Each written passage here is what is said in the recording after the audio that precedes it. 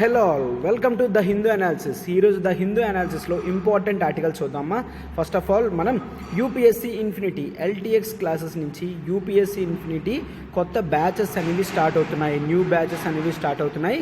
ఎక్కడి నుంచి? జూలై 1 నుంచి మనకి కొత్త బ్యాచెస్ అనేవి స్టార్ట్ అవుతున్నాయి అనమాట. ఓకే, అండ్ అది కూడా మనం అఫోర్డబుల్ ఫీజెస్లోనే తీసుకొని వస్తున్నాం. మనకి ఆన్లైన్ అండ్ ఆఫ్లైన్ 2 బ్యాచెస్ అనేవి ఫామ్ అవుతున్నాయి. ఆన్లైన్ ఫీజు వచ్చేసి కేవలం 60,000 రూపీస్ మాత్రమే, అండ్ అది కూడా మంత్లీ 5,000 కడుతూ 12 మంత్స్లో దీన్ని క్లియర్ చేయొచ్చు. ఓకే, అండ్ ఆఫ్లైన్ ఫీజు వచ్చేసి 70,000, అండ్ అది కూడా మనకి ఈఎంఐ 10,000 ఇంటూ 7 మంత్స్లో మీరు కడితే క్లియర్ అయిపోతుంది అనమాట. ఓకే, మనం క్లాసెస్ అన్నీ కూడా ప్రిలిమ్స్ ప్లస్ మెయిన్స్ ఓరియంటెడ్లోనే చెప్తాము. And CSAT test series, both prelims and mains test series cover అవుతాయి. And daily current affairs and answer writing session అనేది స్టార్ట్ అవుతుంది. సో మీరు డే 1 నుంచి బోత్ ప్రిలిమ్స్ అండ్ మెయిన్స్ ఓరియంటెడ్లోనే చదువుతారనమాట. ఓకే, మీ కాంప్రహెన్సివ్ యూపీఎస్సీ ప్రిపరేషన్ అనేది స్టార్ట్ అవ్వాలంటే కొత్త ప్యాటర్న్లో, కొత్త అప్రోచ్లో, నేను ఆల్రెడీ ప్రిలిమ్స్ పేపర్ చూసారు కదమ్మా ఎంత మోటివేటెడ్గా రాసిందో. సో అదంతా కూడా మీకు అర్థం కావాలనేసి మనం కాంప్రహెన్సివ్గా క్లాసెస్ అనేవి డిజైన్ చేయడం జరుగుతుంది అనమాట. ఓకే, అండ్ అయితే మనకి ఇది లైఫ్ టైం వ్యాలిడిటీతో వస్తుంది. లైఫ్ టైం వ్యాలిడిటీ వస్తుంది. అండ్ ఒక్కసారి మీకు కాంప్లిమెంటరీ యాక్సెస్ ఉండమా.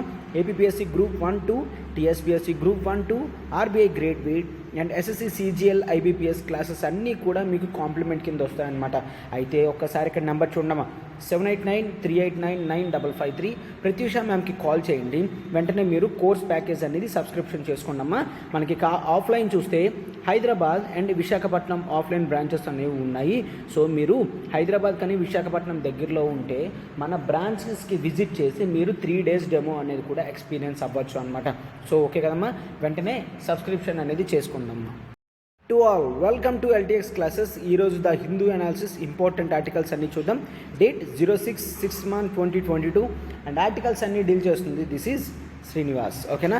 సో ఫస్ట్ మనం ఏం చేస్తామమ్మా, ఆర్టికల్స్ టు బీ ఎక్స్ప్లోర్ చూస్తాము. ఆ తర్వాత ఆర్టికల్స్ ఏంటో 1 by 1 చూద్దాము. చూడండమ్మా, ఆర్టికల్స్ టు బీ ఎక్స్ప్లోర్ చూడండమ్మా. First article, 10% ethanol blending goal met అని ఎవరు చెప్తున్నారు? ప్రైమ్ మినిస్టర్ గారు చెప్పడం జరిగిందనమాట. సో అయితే ఆర్టికల్లో ఎథనాల్ అంటే ఏంటి, ఎథనాల్ బ్లెండింగ్ అంటే ఏంటి, అదంతా కూడా మనం చూద్దాము. ఓకేనా. 10% గోల్ అనేది పెట్టుకున్నాం. బట్ గోల్ పెట్టుకున్న 4 months ముందే దీన్ని అచీవ్ చేయడం అనేది జరిగింది అనమాట. ఓకే, సో ఆర్టికల్ అంతా కూడా అందులో నీట్గా చూద్దాము. This comes in our GS3 economy అని చూస్తాము. GS3 ఎకానమీలో ఇంపార్టెంట్ ఆర్టికల్ అనమాట.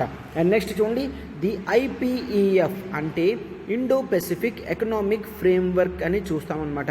ఈ IPEF holds promise but there are perils to.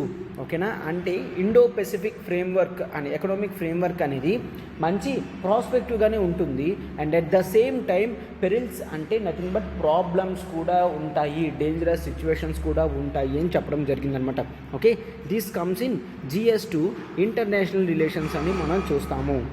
Next article చూడమ్మా, Modinomics and the long distance to the finish line. ఓకేనా.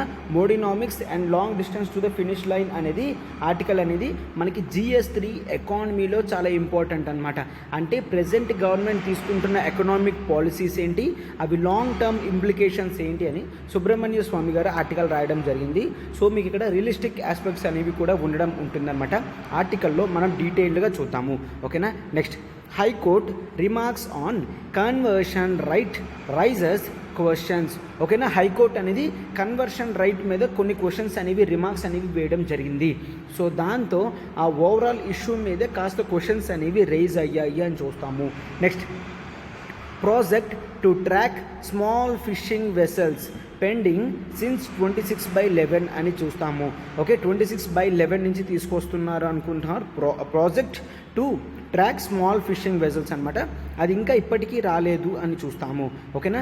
This comes in GS3 environment అని చూస్తాము. And ఈ ఆర్టికల్ GS2 పాలిటీలో ఇంపార్టెంట్ అనమాట. Okay, anti conversion is important in polity. And small phishing vessels comes in GS3 environment అని చూస్తాము. Reverse facing heavy pollution అని CSE ఇవ్వడం జరిగింది, centre for science and environment అనమాట. ఓకే, రివర్స్లో హెవీ పొల్యూషన్స్ అనేవి ఎక్కువ అయ్యాయి అని చెప్తున్నాం. ఓకేనా, what is men by heavy pollution? Heavy pollution ఎక్కువైతే ఏమవుతుందో కూడా మొత్తం ఆర్టికల్లో చూద్దామా. This comes in GS3 environment అని చూస్తాము. Next, world's first fishing cat census done in Chilika లేక్లో వరల్డ్లో ఫస్ట్ సెన్సెస్ అనేది అయ్యింది. దేని గురించి? ఈ ఫిషింగ్ క్యాట్ గురించి. So these are the important articles that needs to be covered in the Hindu అని తీసుకొని రావడం జరిగింది. GS3 ఎన్విరాన్మెంట్లో ఇంపార్టెంట్ టాపిక్ అనమాట. సో ఆర్టికల్స్ ఏంటంటో చూసారు కదమ్మా. ఇప్పుడు 1 by 1 ఆర్టికల్ నీట్గా ఎక్స్ప్లెయిన్ చేస్తాం, చూడండి అమ్మా. అండ్ ఒకసారి చూడమ్మా, the ultimate current affairs program for UPSC అనేది లాంచ్ చేయడం జరిగింది. ఇక్కడ మీకు ఈ కరెంట్ అఫైర్స్ ప్రోగ్రామ్ అనేది మీకు బోత్ ప్రిలిమ్స్ అండ్ మెయిన్స్ ఓరియంటెడ్లో కవర్ అవ్వడం జరుగుతుందమ్మా. మనం డైలీ బేసిస్ మీద MCQs అనేవి డిస్కస్ చేస్తాము. అండ్ ఆ తర్వాత యోజన కురుక్షేత్ర నుంచి వచ్చిన ఇంపార్టెంట్ ఆర్టికల్స్ కూడా కవర్ చేస్తాము. సో మనకి ఇక్కడ ప్రిలిమ్స్ ప్లస్ మెయిన్స్ పర్స్పెక్టివ్లో కవర్ అవుతుంది. MCQs జనరల్గా మనం ద హిందూ మాత్రమే చూస్తాము, బట్ ఇక్కడ Indian express, PIB, down to earth, live mint ప్రతిదీ కూడా ప్రిలిమ్స్ పాయింటెడ్లో MCQs అనేవి తీసుకొని వస్తాము. అండ్ ఆ తర్వాత యోజన కురుక్షేత్ర అనేది కూడా తీసుకొస్తాము. మెయిన్స్ పర్స్పెక్టివ్లో యోజన కురుక్షేత్ర ఇంపార్టెంట్ ఆర్టికల్స్ అన్నీ కూడా డిస్కస్ చేయడం అనేది జరుగుతుంది. అండ్ ఆ తర్వాత మంత్లీ కంపైలేషన్ PDFs ఇవ్వడం జరుగుతుంది. వీక్లీ క్విజెస్ ఉంటాయి, మంత్లీ గ్రాండ్ టెస్ట్ ఉంటాయి, అండ్ రివిజన్ సిరీస్ కూడా ఉంటుంది ప్రిలిమ్స్ ముందు. ఇవన్నీ కూడా మీకు బోత్ ప్రిలిమ్స్ ప్లస్ మెయిన్స్ ఓరియంటెడ్లో కవర్ అవుతూ లైఫ్ టైం వ్యాలిడిటీతో కవర్ అవుతూ మనకు వస్తుంది అనమాట. అండ్ ఇంత పెద్ద బ్యూటిఫుల్ ప్యాకేజ్ అనేది కేవలం 10,000 రూపీస్కే ఇవ్వడం అనేది జరుగుతుంది. ఓకే, కేవలం 10,000 రూపీస్కే మీకు కోర్స్ ప్యాకేజ్ అనేది ఉంటుందమ్మా. ఇక్కడ నెంబర్ చూడండి, 7893899553. ప్రత్యూష మ్యామ్కి కాల్ చేసి వెంటనే కరెంట్ అఫైర్స్ ప్రోగ్రామ్కి సబ్స్క్రిప్షన్ చేసుకుందామా. అండ్ దాంతోపాటు మీరు మెయిన్స్ ఆన్సర్ రైటింగ్ ప్రోగ్రామ్ కూడా వెంటనే స్టార్ట్ చేయాల్సి ఉంటుంది. మనకి ఇక్కడ both static plus dynamic part cover అవుతూ ఉంటుంది. అండ్ ఇట్ కవర్స్ 1250 మార్క్స్ అని చూస్తాము. మనకి SI paper and GS 1 to 4 ప్రతిదీ కూడా కవర్ అవుతుంది. Daily answer writing, corrections and feedback కూడా ప్రొవైడ్ చేయడం జరుగుతుంది అనమాట. ఓకే, అండ్ డైనమిక్ పార్ట్ అంతా కవర్ అవ్వడానికి ఎడిటోరియల్స్, యోజన కురుక్షేత్ర అన్నీ కూడా తీసుకోవడం జరుగుతుంది. సో మీరు ఎక్కడ కూడా మిస్ అవ్వరు అనమాట. కరెంట్ అఫైర్స్ పార్ట్ కానీ స్టాటిక్ పార్ట్ కానీ ఏ పార్ట్ కూడా అసలు మిస్ అయ్యే స్కోప్ అనేది ఉండదు. మనకి ఇక్కడ టెస్ట్ సిరీస్ ప్లస్ డిస్కషన్స్తో ఇంక్లూడింగ్ అయి వస్తుంది అనమాట. ఓకే, ఆన్లైన్ ఫీజు వచ్చేసి కేవలం 10,000 రూపీస్ మాత్రమే. అండ్ ఆఫ్లైన్ కేవలం హైదరాబాద్ మాత్రమే ఉందమ్మా. హైదరాబాద్లో ఫీజు కూడా కేవలం 15,000 రూపీస్ మాత్రమే. ఈ రెండు కూడా మీకు స్కిల్ బిల్డింగ్ ఇనిషియేటివ్స్ అనమాట. మీ స్కిల్స్ ఇంప్రూవ్ చేయడానికి చాలా వరకు హెల్ప్ చేస్తుందని చూస్తాము. And this would act as life time validity అని మనం చూస్తాం. Life time validity. అండ్ ఇక్కడ నెంబర్ చూడండి, 7893899553. మీరు వెంటనే ప్రత్యూష మ్యామ్కి కాల్ చేసి ఆన్సర్ రైటింగ్ కోర్స్ ప్యాకేజ్ తీసుకోండి అమ్మా. ఇప్పుడు ఒకవేళ చూడండి, ఈ రెండు ఒకవేళ ఇక్కడ ఇది ఆన్లైన్ తీసుకుంటూ ఇది ఆన్లైన్ తీసుకుంటున్నారంటే ఫీజు వచ్చేసి 20,000 కాస్త మీరు కేవలం 15,000 పే చేస్తే సరిపోతుంది. అంటే రెండు ఇండివిజువల్ ప్యాక్స్ తీసుకుంటే 20,000 కలిపి ఒకేసారి పే చేశారు అంటే కాంబో ప్యాక్ అప్లై చేయమంటే చేస్తారు. అప్పుడు మీకు రెండు కలిపి కేవలం 15,000కి ఇవ్వడం అనేది జరుగుతుందన్నమాట. సో ఇంకా డిలే చేయకండి, వెంటనే సబ్స్క్రిప్షన్ అనేది చేసుకోండమ్మా. ఆర్టికల్ చూడమ్మా, 10% ఎథనాల్ బ్లెండింగ్ గోల్ మెట్ అని ఎవరు చెప్పడం జరిగింది? ప్రైమ్ మినిస్టర్ గారు చెప్పడం జరిగిందనమాట. ఫస్ట్ ఆఫ్ ఆల్, ఎథనాల్ అంటే ఏంటి? ఎథనాల్ అనేది ఒక కెమికల్ కాంపౌండ్ అనమాట. సార్ కెమికల్ కాంపౌండ్ అంటే ఏంటి? ఒక 2-3 కెమికల్స్ ఏవైనా కలిపి కాంపౌండింగ్ స్టేజ్లో ఉంటే దాన్ని కెమికల్ కాంపౌండ్ అని అంటాము. ఎథనాల్ని మనం సింపుల్ ఆల్కహాల్ అని కూడా అనొచ్చు అనమాట. Simple alcohol. అయితే దీని కెమికల్ ఫార్ములా ఏంటో చూడమ్మా, C2H6O అని అంటాము. ఓకే, సో అయితే దీన్ని సింపుల్ ఆల్కహాల్ అంటాము, దీన్ని ఎథనాల్ అంటాము. అయితే దీని స్ట్రక్చర్ ఎట్లా ఉంటుంది, క్యారెక్టరిస్టిక్స్ అంటే ఇది చాలా వాలటైల్గా ఉంటుంది. వాలటైల్ అంటే లిక్విడ్ స్టేబుల్గా ఉండదన్నమాట. ఇన్స్టేబుల్గా లిక్విడ్ అనేది ఉంటుంది. అండ్ సింపుల్గా ఇది ఇట్ కెన్ ఫ్లేమబుల్ అని కూడా అంటాము. ఓకే, స్టేబుల్గా ఉండదు అండ్ ఫ్లేమబుల్ అంటే మంట ఈజీగా రాచుకుంటుంది అనమాట. దీనికి లైక్ పెట్రోల్ లాగా. ఓకే, ఫ్లేమబుల్ అని అంటాము. అయితే ఇది కలర్లెస్ లిక్విడ్గా ఉంటుంది. అండ్ ఇది దీని ఆర్డర్ ఏమో సేమ్ వైన్ టేస్ట్ వచ్చిన టేస్ట్ వస్తుంది.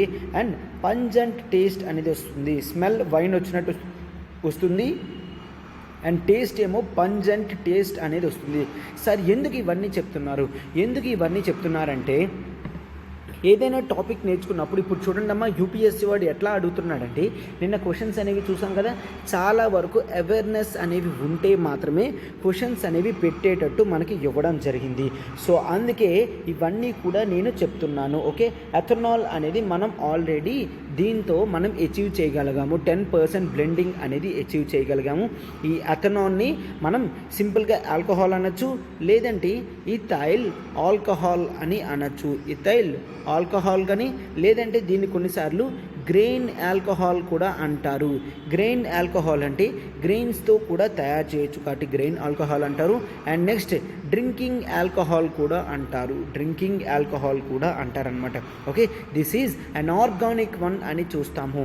అంటే కార్బన్ కాంపౌండ్స్ అనేవి ఉంటే ఎప్పుడైనా వాటిని ఆర్గానిక్ అని అంటాము. ఏంటమ్మా, కార్బన్ కాంపౌండ్స్ ఉంటే దాన్ని ఆర్గానిక్ అని అంటాము అనమాట. ఓకే, అయితే ఈ ఎథనాల్ని బ్లెండింగ్ ప్రోగ్రాంలో ఎందుకు చేయడానికి తీసుకొచ్చాము మీరు ఒక్కసారి చూస్తే, first of all what is the meaning of blending అంటే మిక్సింగ్ అని చూస్తామన్నమాట. దేంతో మిక్స్ అవ్వాలనేది ఇప్పుడు మనం ఏదైతే పెట్రోల్ కానీ డీజిల్ కానీ తీసుకొస్తున్నామో దాంతో కలపాలి అని చూస్తాము. సో ఒక్కసారి చూడండి, అయితే నేను ఇప్పుడు E5 అన్నాను అనుకోండి, దాన్ని మనం ఎథనాల్ 5 అని అంటాము. ఎథనాల్ 5 అంటే అర్థం ఏంటి, ఇక్కడ మనం జనరల్గా క్రూడ్ ఆయిల్ తీసుకున్నాము అంటే 95% పెట్రోల్ అనేది ఉంటుంది, 5% ఎథనాల్ అనేది మిక్సప్ చేస్తాము. సేమ్ పెట్రోల్ లానే దీనికి కూడా volatile compounds and flammable substances అన్నీ ఉన్నాయి కాబట్టి జనరల్గా ఇది పెట్రోల్ని సబ్స్టిట్యూట్ చేయగలది. E5 బ్లెండింగ్ అంటే మిక్స్ అన్నాం కదమ్మా, E5 అంటే అందులో ఎథనాల్ 5% వేస్తాం, పెట్రోల్ 95% వేస్తాము. అయితే ఇప్పుడు గోల్ ఏంటమ్మా, E10 అనేది పెట్టుకోవడం జరిగింది. E10 అంటే ఎథనాల్ 10% అండ్ పెట్రోల్ 90% అనేది రెండు కలిపి మిక్స్ చేస్తాము అండ్ వీటిని మనం వెహికల్స్లో వేస్తాము. అండ్ మీరు ఒక్కసారి చూస్తే ఎథనాల్ బ్లెండింగ్ ప్రోగ్రామ్ ఇవన్నీ కూడా మనం రీసెంట్గా టెక్స్ట్ అండ్ కాంటెక్స్ట్లో కూడా చేయడం అనేది జరిగింది అనమాట.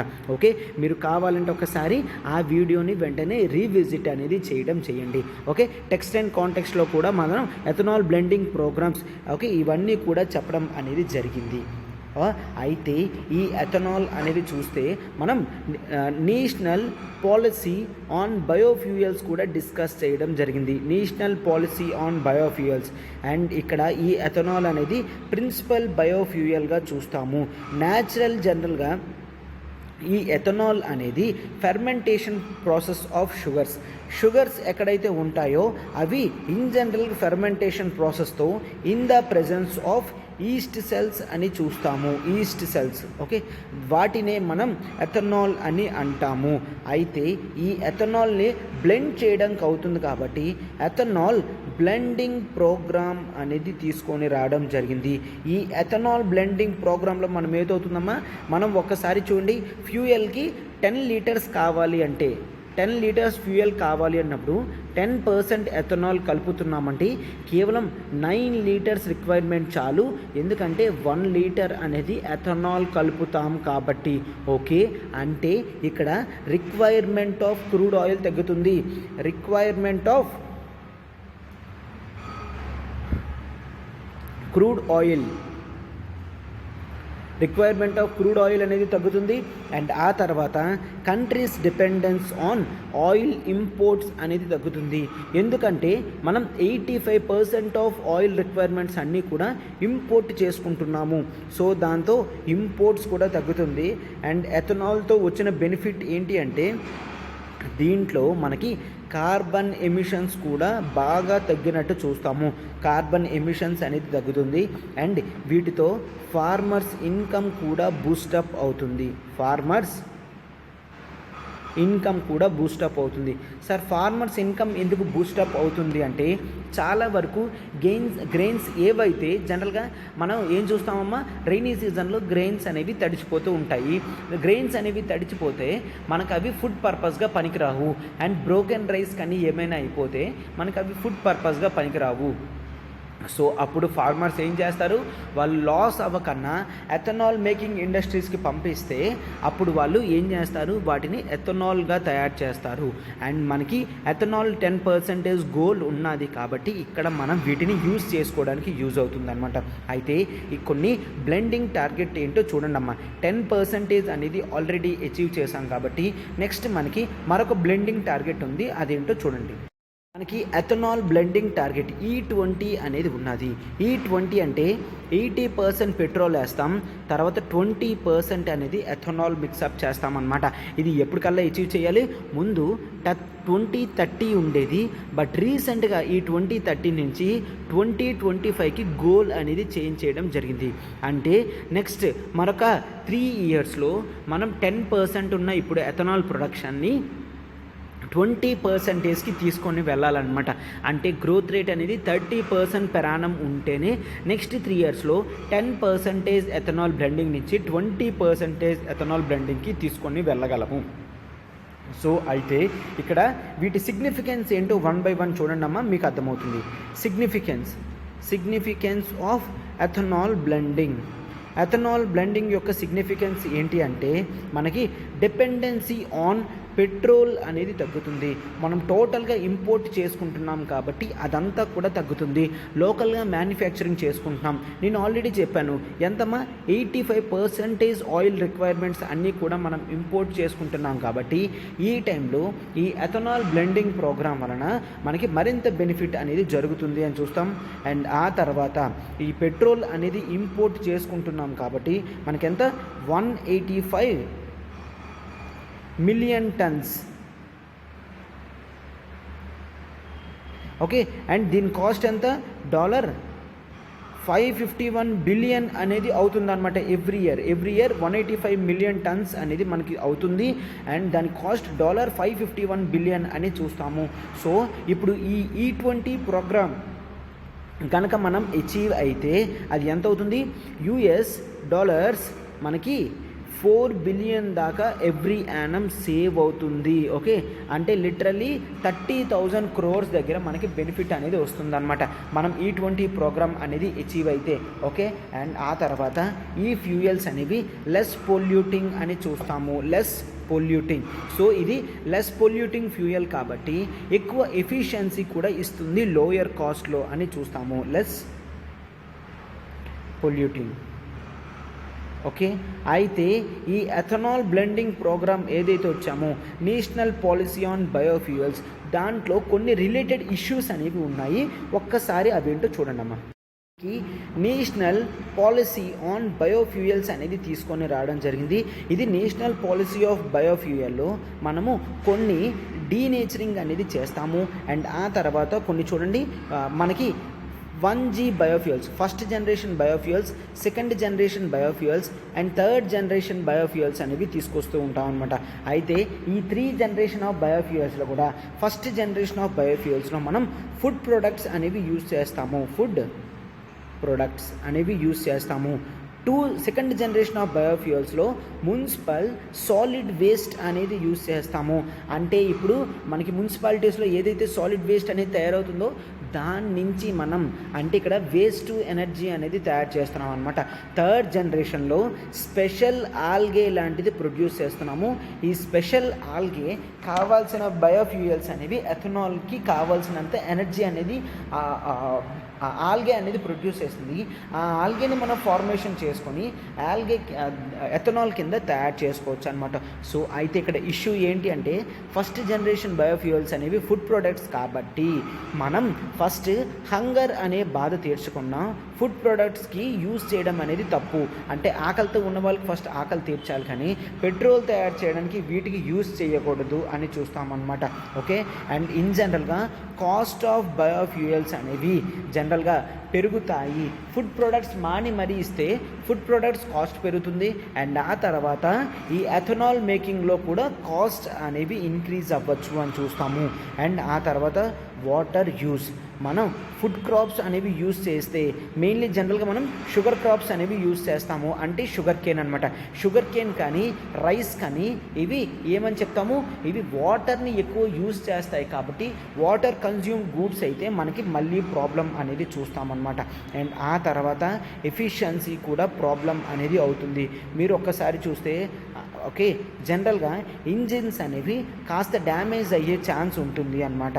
ఓకే, అండ్ ఫాసిల్ ఫ్యూయల్స్ అనేవి ఖచ్చితంగా మనకి జనరల్గా ఎథనాల్ కన్నా ఎక్కువ ఎఫిషియన్సీ అనేది ఇస్తుంది అనమాట ఫాసిల్ ఫ్యూయల్స్. బట్ ఇక్కడ ఇంజిన్లో కొన్ని చేంజెస్ అనేవి చేస్తే అప్పుడు రెండు కూడా ఒకలాగే ఇస్తాయని చూస్తాము. ఓకే, ఇంజిన్ చేంజెస్ అనేవి తీసుకొని రావాలి. ఓకే, అయితే ఇప్పుడు జనరల్గా వే ఫార్వర్డ్ ఏంటి సార్? వే ఫార్వర్డ్ ఏంటి అంటే మనము సెకండ్ జనరేషన్ ఆఫ్ బయోఫ్యూయల్స్కి ఫాస్ట్గా వెళ్ళాలి. సెకండ్ జనరేషన్ ఆఫ్ బయోఫ్యూయల్స్లో మున్సిపల్ సాలిడ్ వేస్ట్ మేనేజ్మెంట్ కాబట్టి ఇక్కడ ఇది మనకి ఫస్ట్ వే ఫార్వర్డ్ కింద ఉంటుంది. Municipal solid waste to energy అనేది తయారు చేస్తాం కాబట్టి మనకు అది బెనిఫిట్ అవుతుంది అని చూస్తాము. అండ్ ఆ తర్వాత వాటర్ కన్జ్యూమ్డ్ క్రాప్స్ కాకుండా జనరల్గా మనం వీట్ లాంటివి యూస్ చేస్తే మంచిది. వీట్ అయితే రైస్ యూస్ చేసే వాటర్లో 20% మాత్రమే యూస్ చేస్తుంది. సో అయితే ఇక్కడ మనకి వీట్ క్రాప్స్ లాంటివి యూస్ చేస్తే మంచిది అని చూస్తామన్నమాట. ఓకే, అండ్ ఆ తర్వాత క్రాప్ ప్రొడక్షన్ని ప్రయారిటైజ్ చేయాలి. ఓకే, ఫుడ్ ప్రొడక్షన్ అనేది ఖచ్చితంగా చేయాలి. ఫుడ్ ప్రొడక్షన్ ఎప్పుడైతే అవ్వట్లేదో కొన్ని సీజన్స్లో, ఆ సీజన్స్లో మాత్రమే ఫ్యూయల్స్కి కావాల్సిన క్రాప్స్ అనేవి పెట్టాలి అని చూస్తాము. అండ్ ఆ తర్వాత ఆల్టర్నేటివ్ మెకానిజమ్స్ కూడా చూస్తామన్నమాట. ఆల్టర్నేటివ్ మెకానిజమ్స్ దేని గురించమ్మా? ఈ వెహికల్స్ ఏవైతే ఉన్నాయో వాటి ఇంజిన్ చేంజింగ్స్లో కానీ ఇవన్నీ కూడా ఆల్టర్నేటివ్ మెకానిజమ్స్ అనేవి తీసుకొని రావాలి. సో అర్థమైంది కదమ్మా? సో ఈ విధంగా మనము ఇవన్నీ కూడా అచీవ్ చేయడానికి రీసెంట్గానే గోల్ కూడా చేంజ్ చేయడం జరిగిందని చెప్పాం కదమ్మా. 2030 కల్లా 20% అచీవ్ చేయాల్సింది. ఈ టైం లిమిట్ అనేది 2025కే ముందుకు తీసుకొని రావడం జరిగింది. అయితే ఫస్ట్ పెట్టుకున్న ఈ 10 గోల్ అనేది మనం అచీవ్ చేయగలిగాము అని ఆర్టికల్లో చెప్తున్నారనమాట. సో అయితే ఆర్టికల్లో ఏం చెప్తున్నారమ్మా? మనకి బెనిఫిట్ అనేది ఉంటుంది అని ఇక్కడ అబ్జర్వ్ చేయగలము అనమాట. నరేంద్ర మోడీ గవర్నమెంట్ ఏం చెప్తుందమ్మా? ఈ 10 అచీవ్ చేయడం వలన, ఎథనాల్ 10 ప్రోగ్రామ్ అనేది అచీవ్ చేయడం వలన 27 lakh ton of carbon emissions అనేది చూస్తాం. 27 lakh ton of carbon emissions అనేవి చూస్తాము. సేవ్ ఫారెన్ ఎక్స్చేంజ్ వర్త్ ఎంతమ్మా? 41,000 crores అనేది మిగిల్చడం జరిగింది అని చెప్తున్నారు. సార్ 41,000 crores ఎలా మిగిలింది? మనం ఖచ్చితంగా ఆయిల్స్ అనేవి తక్కువ తెచ్చుకుంటున్నామంటే పెట్రోల్ డబ్బులు ఆదా అవుతుంది కదమ్మా. ఆ విధంగా 41,000 crores అవుతుంది. అండ్ ఫార్మర్స్కి కూడా 40,600 crores అనేది ప్రాఫిట్ రావడం జరిగిందని చూస్తాము. ఎందుకంటే ఈ బయోఫ్యూయల్స్ అనేవి తయారు చేయడంలో ఫుడ్ క్రాప్స్ అనేవి యూజ్ చేస్తున్నాం కదమ్మా. సో ఫార్మర్స్కి కూడా 40,000 crores ఎప్పటికీ ఈ లాస్ట్ 8 yearsలో, అంటే ఎవ్రీ ఇయర్ 5,000 crores మేరకు ఫార్మర్స్ మొత్తంకి బెనిఫిట్ అవుతుంది అని చూస్తాము అన్నమాట. ఓకే, సో ఈ విధంగా మనం గోల్ అనేది ఆల్రెడీ అచీవ్ చేయడం జరిగింది అని చూస్తాము ఈ 10. అండ్ నెక్స్ట్ ఈ 20 వైపు అడుగులు వేస్తే మనకి మరింత బెనిఫిట్ అనేది వస్తుంది అని ఎక్స్పెక్ట్ చేస్తామన్నమాట. ఓకే, సో ఇదమ్మా ఆర్టికల్. ఇప్పుడు మనం మన నెక్స్ట్ ఆర్టికల్కి వెళ్తున్నాం, చూడండి అమ్మా. నెక్స్ట్ మన ఆర్టికల్ చూడమ్మా. The IPEF holds promise but there are perils too. ఓకేనా? ఈ ఇండో పెసిఫిక్ ఎకనామిక్ ఫ్రేమ్వర్క్ అనేది కొన్ని ఇంపార్టెంట్ ప్రావిజన్స్ తీసుకొని రావడం జరిగింది. అండ్ దాంతో కొన్ని ప్రాబ్లమ్స్ కూడా ఉన్నాయి అని చెప్పడం జరిగింది. IPEF ఏంటమ్మా? Indo Pacific economic framework for prosperity అని చూస్తాము. సో చూడండి అమ్మ ఒకసారి. అండ్ దాని మెంబర్స్ కూడా ఎవరున్నారో ఒక్కసారి చూడండి. IPEF okay, Indo Pacific economic framework. Indo Pacific economic framework for prosperity. Okay, and in prosperity Indian ocean region and Pacific ocean రీజియన్లో ఉన్న కంట్రీస్ అన్నీ కూడా మెంబర్స్గా ఉంటాయన్నమాట. అయితే దీంట్లో పార్ట్నర్ కంట్రీస్ ఎవరో చూడమ్మా. మెయిన్ USA మెంబర్స్ ఎవరెవరు ఉన్నారు? USA, Australia, yes of course India, Brunei, Indonesia, Japan, South Korea, Malaysia, New Zealand, Philippines, Singapore, Thailand, Vietnam అనేవి మెంబర్స్ కంట్రీగా ఇంతవరకు ఉన్నాయి. అయితే రీసెంట్గా జాయిన్ అయింది ఫిజీ అనమాట. Fiji is a Pacific island state అని చూస్తాము. ఓకే, పెసిఫిక్ ఓషన్లో మనకి ఐలాండ్ స్టేట్స్లో ఏవైతే ఉన్నాయో ఒక చిన్న ఐలాండ్ స్టేట్ ఈ ఫిజీ అని చూస్తాము. ఓకే, సో టోటల్గా ఇన్ని కంట్రీస్ అనేవి ఇండో పెసిఫిక్ ఎకనామిక్ ఫ్రేమ్వర్క్లో ఉండడం అనేది జరిగింది. అయితే ఇది ఇప్పుడు ఆర్టికల్ రాస్తున్న ఆథర్ ఏమంటున్నారంటే, ఇప్పుడు ఉన్న బైడెన్ ముందు ట్రంప్ ముందు అమెరికన్ ప్రెసిడెంట్ ఎవరు ఉండేవారమ్మా? ఒబామా ఉండేవారు. ఒబామాలో ఇండో పెసిఫిక్కి మిక్స్ అయ్యేటట్టు టీపీపీ, ట్రాన్స్ పెసిఫిక్ పార్ట్నర్షిప్ అనే ప్రోగ్రాం తీసుకొని రావడం జరిగింది. అక్కడ యుఎస్ఏ ముందుండి ఒక ఎకనామిక్ ఫ్రేమ్వర్క్ తీసుకొని వస్తాము అని అనుకుంది. బట్ అది ట్రంప్ వచ్చిన తర్వాత దాన్ని క్లోజ్ చేయడం జరిగింది. ట్రాన్స్ పెసిఫిక్ పార్ట్నర్షిప్ని ట్రంప్ క్లోజ్ చేయడం జరిగింది. ఏంటి, అమెరికాకి బెనిఫిట్ ఎక్కువ లేదు, మిగిలిన కంట్రీస్కి ఎక్కువ బెనిఫిట్ ఉంది అని ఆ ట్రాన్స్ పెసిఫిక్ పార్ట్నర్షిప్ క్లోజ్ చేయడం జరిగింది. బట్ ఇక్కడ మాత్రం బైడెన్ వచ్చిన తర్వాత మళ్ళీ ఇటువంటి ఆర్గనైజేషన్స్కి ఇంపార్టెంట్ ఇవ్వడం జరిగింది. అందుకే Indo Pacific economic framework for partnership or for prosperity అని తీసుకొని రావడం జరిగింది అని చూస్తాం. ఓకేనా, అయితే ఇక్కడ ఈ మెంబర్షిప్ అనేది ఇంక్రీజ్ అవుతుంది. ఇక్కడ యుఎస్ ఏం చేద్దాం అనుకుంటుందమ్మా, దీనికి 2 రోల్స్ అనేవి ఇక్కడ ఉన్నాయన్నమాట. ఫస్ట్ది ఏంటి, to provide economic leadership. Next సెంచరీలో దీని రిలవెన్స్ తగ్గిపోకూడదు అని ఇది ఏం చేద్దాం అనుకుంటుంది, లీడర్షిప్ రోల్ అనేది తీసుకుంటుంది. అండ్ ఆ తర్వాత ఈ మెంబర్ కంట్రీస్ అన్నీ కూడా టు కౌంటర్ చైనాస్ హెజిమోనీ అని చూస్తాము. టు కౌంటర్ చైనాస్ హెజిమోనీ అనేది చూస్తాము. చైనా హెజిమోనీ అనేది క్లోజ్ అవ్వడానికి జనరల్గా ఇది చూస్తామన్నమాట. ఓకే, ఎస్, ఈ విధంగా ఈ 2 ఉద్దేశాలు అమెరికాకు ఉన్నాయి అని మనం చూస్తాము. అయితే ఇక్కడ దీంట్లో ఎటువంటి పిల్లర్స్ ఉన్నాయి, క్రూషియల్ రోల్ ఏది ప్లే చేస్తుందో ఒక్కసారి చూడండి అమ్మా. ఈ ఐపీఈఎఫ్కి బ్రాడర్ ఫ్రేమ్వర్క్ అనేది ఉంది. It want to discuss few issues related to main 4 pillars అనేవి ఉన్నాయి. ఏంటో చూడమ్మా, fair and resilient trade. Fair and resilient trade అంటే బిజినెస్ అనేది సాఫీగా జరగాలి ఉన్న కంట్రీస్ మెంబర్స్లో అని. And next supply chain resilience అంటే ఏంటమ్మా, కరోనా వచ్చిన తర్వాత చాలా వరకు మ్యానుఫ్యాక్చరింగ్ యూనిట్స్ అనేవి చైనాలో ఉండడంతో కరోనా క్లోజింగ్ అయినప్పుడు ఆ సప్లై అనేది పూర్తిగా డిస్ట్రక్షన్ అయిపోయింది అని చూస్తాము. సో అట్లా కాకుండా కేవలం ఒకే కంట్రీలో మొత్తం కూడా బిల్డప్ అవ్వకన్నా, అయితే ఇప్పుడు మనం ఈ సప్లై చైన్ అనేది పెర్ఫెక్షన్లోకి తీసుకొని రావాలి. అందుకని దాన్ని రెసిలియన్స్ అని పెట్టడం జరిగింది.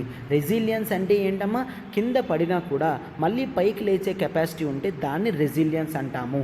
అంటే బౌన్స్ బ్యాక్ కెపాసిటీని రెసిలియన్స్ అని అంటాము. ఇప్పుడు ఈ సప్లై చైన్ మొత్తం కూడా కేవలం చైనాలోనే కాన్సన్ట్రేషన్ లేకుండా మిగిలిన కంట్రీస్లో కూడా స్ప్రెడ్ అయ్యేటట్టు చేయాలి.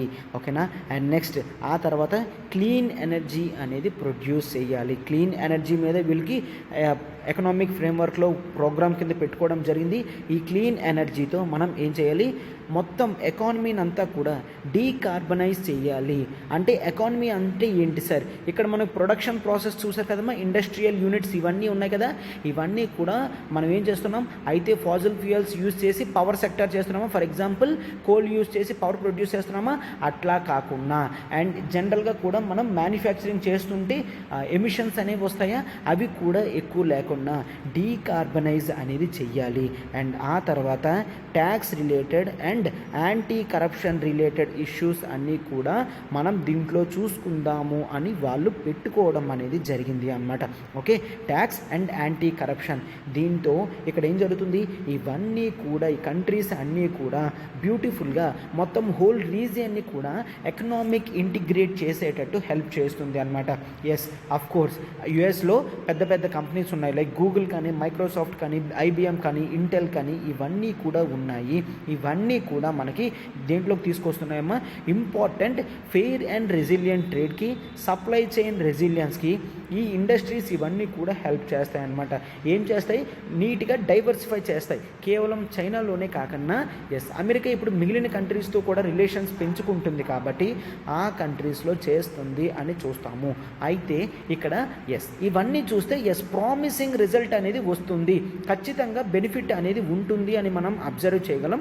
బట్ ఇక్కడ కొన్ని పెరిల్స్ అన్నాడు కదమ్మా, ప్రాబ్లమ్స్ అన్నాడు కదా, ఆ ప్రాబ్లమ్స్ ఏంటో ఒక్కసారి చూడండి.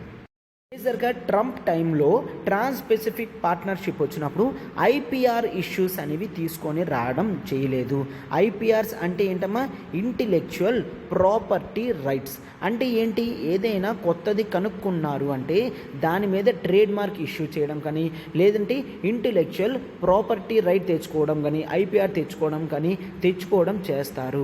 ఇప్పుడు IPRs అనేవి తెచ్చుకుంటే కేవలం రీసెర్చ్ అండ్ డెవలప్మెంట్ మీద ఉన్న ఇండస్ట్రీస్ కానీ, కంపెనీస్ కానీ, కంట్రీస్ కానీ అవి మాత్రమే బెనిఫిట్ అవుతాయి.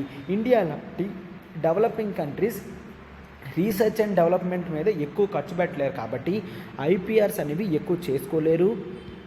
IPRs అనేవి లేకపోతే కంపెనీ ఎక్స్క్లూజివిటీ అనేది వస్తుంది కాబట్టి వేరే కంపెనీ వాళ్ళు ఆ ప్రోడక్ట్ని తయారు చేయలేరు అని చూస్తాము, రైట్. సో అయితే ఇక్కడ జనరల్గా మనం ఏం చేసుకుంటామమ్మా, ఈ ఇంటెలెక్చువల్ ప్రాపర్టీ రైట్స్ ఇష్యూస్ని ట్రంప్ టైంలో తీసుకొని రాలేదు. ఎందుకు, ఈ income countries, middle income countries అన్నీ కూడా, డెవలపింగ్ కంట్రీస్ కూడా IPRsని తీసుకొని రావద్దు అన్నారు కాబట్టి తీసుకొని రాలేదు. అండ్ అదేవిధంగా ఇప్పుడు కూడా ఇటువంటిది తీసుకొని రాలేదు. బట్ ఇప్పుడు ఏంటి, ఫస్ట్లో మనం ఇండో పెసిఫిక్ ఎకనామిక్ ఫ్రేమ్వర్క్ తీసుకొచ్చినప్పుడు IPRs లేవు కానీ, బట్ ఇప్పుడు ఏంటి, ఫెయిర్ అండ్ రెసిలియంట్ ట్రేడ్లో దీన్ని పెట్టాలి అని చూస్తారు. ఏంటమ్మా, ఫెయిర్ అండ్ రెసిలియంట్ ట్రేడ్లో జనరల్గా ఏం చేద్దాం అనుకుంటున్నారు, ప్రొడక్షన్ అండ్ ట్రేడ్ కానీ హై స్టాండర్డ్స్ ఉండేటట్టు, ఓకేనా, హై స్టాండర్డ్స్ ప్రొడక్షన్ ప్రాసెస్ అంతా కూడా మంచి క్వాలిటీస్ ఉండేటట్టు, అండ్ ఆ తర్వాత మొత్తం మ్యానుఫ్యాక్చరింగ్ అంతా వర్కర్ సెంట్రిక్ అంటే లేబర్ ఇష్యూస్ కూడా సాల్వ్ అయ్యేటట్టు, అండ్ ఆ తర్వాత ఎన్విరాన్మెంట్ కానీ, క్లైమేట్ కానీ, డిజిటల్ టెక్నాలజీ కానీ ఈ ఇష్యూస్ అన్నీ కూడా కవర్ అయ్యేటట్టు, లైక్ కాంపిటీషన్ పాలసీస్ కానీ ఇవన్నీ కూడా కవర్ అయ్యేటట్టు ప్రోగ్రామ్ అనేది తీసుకొని రావడం జరిగింది. ఓకే, అండ్ దీంతోపాటు మెయిన్ ఈ ఫెయిర్ అండ్ రెసిలియంట్ ట్రేడ్లో ట్రేడ్ ఫెసిలిటేషన్ అనేది ఇంపార్టెంట్ రోల్ ప్లే చేయాలి అని చెప్పడం జరిగింది. సార్ ట్రేడ్ ఫెసిలిటేషన్ అంటే ఏంటి, ఫెసిలిటేషన్ అంటే హెల్ప్ చేయడం. దేనికి హెల్ప్ చేయడం, ట్రేడ్ అనేది ఇంప్రూవ్ అవ్వడానికి ట్రేడ్ ఫెసిలిటేషన్ స్కీమ్స్ అనేవి తీసుకొస్తారనమాట.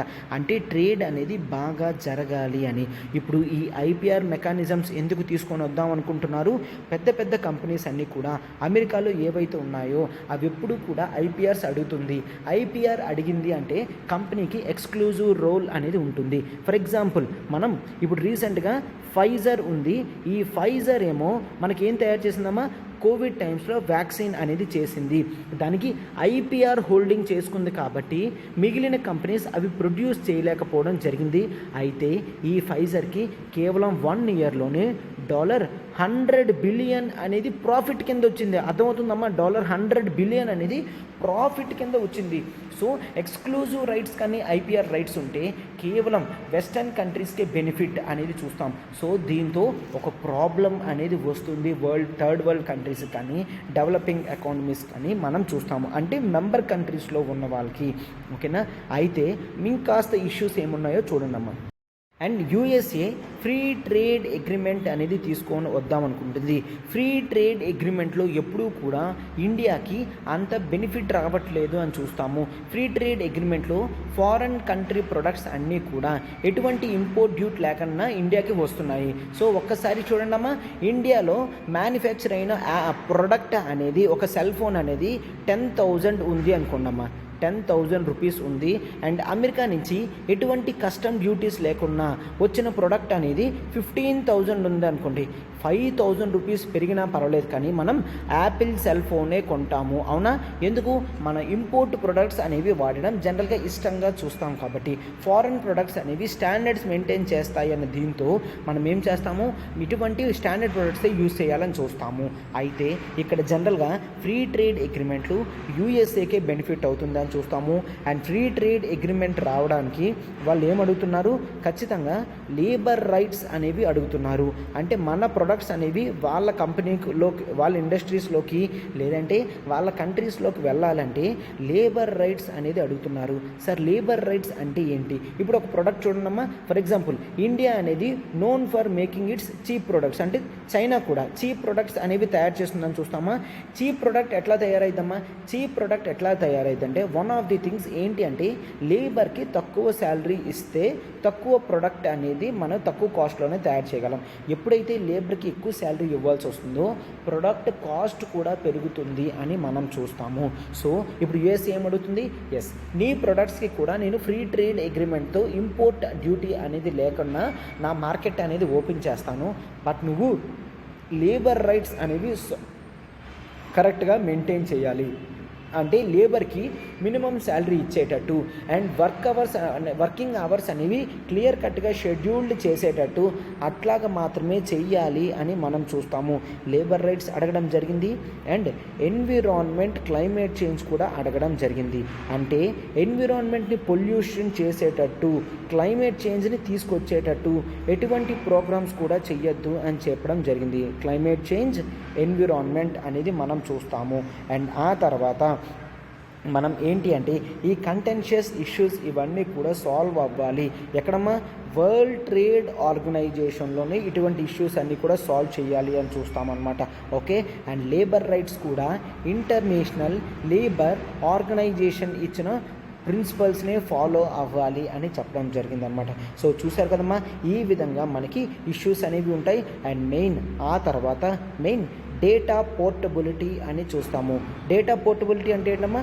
ఇప్పుడు డేటా అనేది న్యూ ఆయిల్ అని అంటాం కదా, ఇటువంటి డేటాని అమెరికా ఏమడుగుతుంది, ఏ కంట్రీలో తయారైన డేటా అయినా కూడా వేరే కంట్రీస్కి ఈజీగా ట్రాన్స్ఫర్ అయ్యేటట్టు డేటా పోర్టబిలిటీ తీసుకొద్దాము అనుకుంటుంది. బట్ ఇండియా మాత్రం దానికి యాక్సెప్ట్ చెయ్యట్లేదు.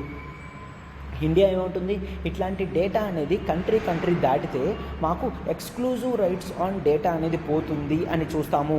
డేటా అనలైజ్ చేసే కంపెనీస్ ఎక్కువ కూడా డేటాని జాగ్రత్తగా యూజ్ చేసి దాంతో మార్కెటింగ్ టెక్నిక్స్ చేసే కంపెనీస్ అన్నీ కూడా వెస్టర్న్ కంట్రీస్లోనే ఉన్నాయి, ఇండియాలో లేవు. కాబట్టి డేటా పోర్టబిలిటీతో కేవలం వెస్టర్న్ కంట్రీస్ మాత్రమే బెనిఫిట్ పొందుతాయి. ఇండియా ఏమడుగుతుందమ్మా? ఇండియా డేటా లోకలైజేషన్కి అడుగుతుంది అనమాట. డేటా ప్రొడ్యూస్ చేసింది కేవలం ఆ కంట్రీలో మాత్రమే ఉండాలి. ఆ కంట్రీలో అప్పుడు ఎకానమీ అనేది డెవలప్ అవుతుంది. డేటా ప్రాసెస్ చేయాలంటే ఆ కంపెనీ అనేది ఇండియాలో ఎస్టాబ్లిష్మెంట్ పెట్టాలి. దాంతో మనకి ఇక్కడ ఎంప్లాయ్మెంట్ ఆపర్చునిటీ వస్తుంది, మన ఎకానమీ కూడా గ్రో అవుతుంది అని చూస్తాము. డేటా లోకలైజేషన్ మీద ఎక్కువ ఇండియా ఫోకస్ చేస్తుంది అని మనం చూస్తామన్నమాట. ఓకే. సో ఈ ఇష్యూస్ అన్నీ ఉన్నాయి. ఈ ఇష్యూస్ అన్నీ కూడా సాల్వ్ చేసుకుంటూ ఇండియా ముందుకు వెళ్ళాలి అని మనం చూస్తామన్నమాట. ఎస్. అయితే ఇండో పెసిఫిక్ ఎకనామిక్ ఫ్రేమ్వర్క్ అనేది మనకి స్ట్రాటజిక్ రోల్ ప్లే చేస్తుంది. కేవలం ఎకనామిక్ రోల్ మాత్రమే కాదు, స్ట్రాటజిక్ రోల్ అనేది ప్లే చేస్తుంది. కాబట్టి ఖచ్చితంగా వీటి నుంచి మనం బెనిఫిట్ పొందగలము. దాన్ని అచీవ్ చేసేటట్టే మనం గోల్స్ అనేవి పెట్టుకోవాలి అని చూస్తాం అనమాట. ఓకే. సో ఇది అమ్మ ఆర్టికల్. ఈ మాత్రం డిస్కస్ చేస్తే సరిపోతుంది. మనం ఇప్పుడు మన నెక్స్ట్ ఆర్టికల్లోకి వెళ్తున్నాం. చూడండి అమ్మా. నెక్స్ట్ ఆర్టికల్ చూడమ్మా, Modinomics and the long distance to the finish line. Okay. వీళ్ళు ఏదైతే ఫినిష్ లైన్ అని అనుకుంటున్నారో దాన్ని అచీవ్ చేయడం ఇంకా లాంగ్ డిస్టెన్స్గానే ఉంది అని చెప్తున్నారనమాట. ఓకే. సో అయితే మోడీనామిక్స్ అంటే ఏంటి? Economic mixing with the economics mixing with the Modi's policies అనేది చూస్తే దాన్నే మోడీనామిక్స్ అని అంటాము. ఓకే. అయితే ఆర్టికల్ ఎందుకు వచ్చింది ఏంటో ఒక్కసారి చూడండమ్మా. నేషనల్ స్టాటిస్టిక్స్ ఆఫీస్ వాళ్ళు రిలీజ్ చేసిన రిపోర్ట్లో ఏం చెప్తున్నారు? ప్రీవియస్ ఇయర్ కన్నా మన జీడిపి గ్రోత్ రేట్ చూస్తే 4% అనేది పెరగడం జరుగుతుంది అంటున్నారనమాట. Q4 క్వార్టర్ 4 మొన్న మనం డిస్కస్ కూడా చేసాం కదమ్మా. Q4 reports of 2021 and Q4 reports of 2022 చూస్తే అప్పటికన్నా ఇప్పుడు 4% అనేది ఇంక్రీజ్ అయ్యింది అని చెప్తున్నారు.